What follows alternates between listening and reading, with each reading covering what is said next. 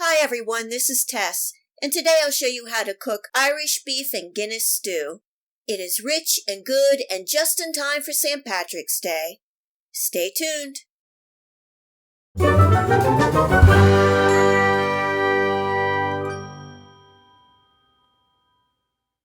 I'm starting by prepping my vegetables and cutting into bite-sized rustic pieces. Today I'm using some onions, celery, carrots, and parsnips. I'm serving this Guinness stew over mashed potatoes, but you could also add in some red potatoes or even some turnips. And just a reminder that you will be able to find this recipe, the list of ingredients, and much more in the Show More section below. Next is the beef. I'm using a chuck roast that I cut into about 1-inch pieces.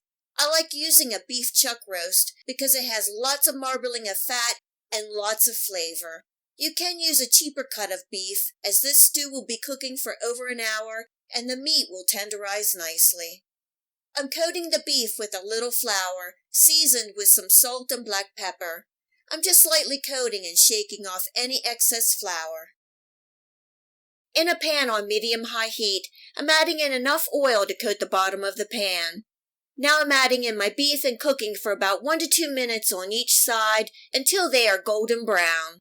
This is going to produce a lot of flavor.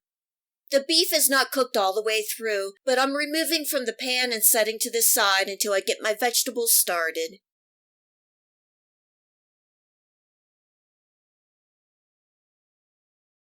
In goes some diced onions, stirring and cooking for a minute.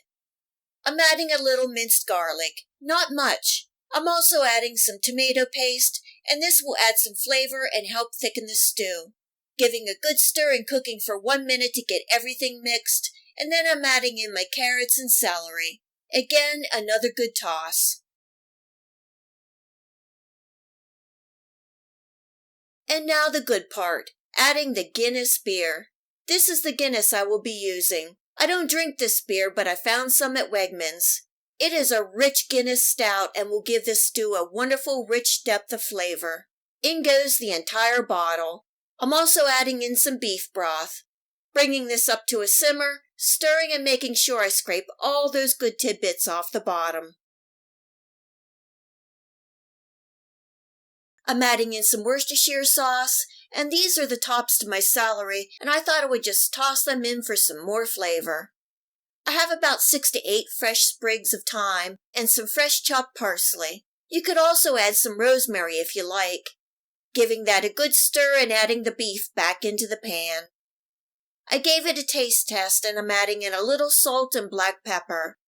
Bringing this up to a simmer, turning down my heat, covering, and cooking for an hour, occasionally stirring.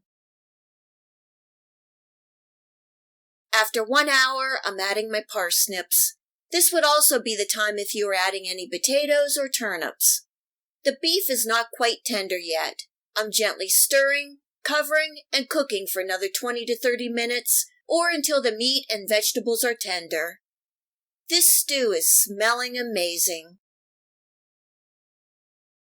It's been 25 minutes and the stew is done. Tonight I'm serving with some mashed potatoes. This Guinness stew is so good and rich.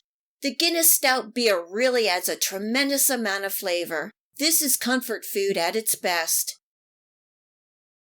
Garnishing with a little parsley.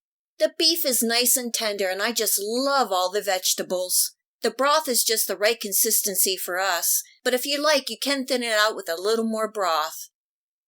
This Irish beef and Guinness stew recipe is just in time for St. Patrick's Day. Give it a try.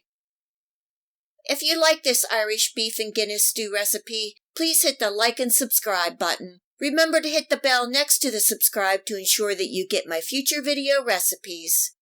You can also find me on Facebook and at my website. Feel free to share this recipe and my channel with your friends and family. And until next time, much love.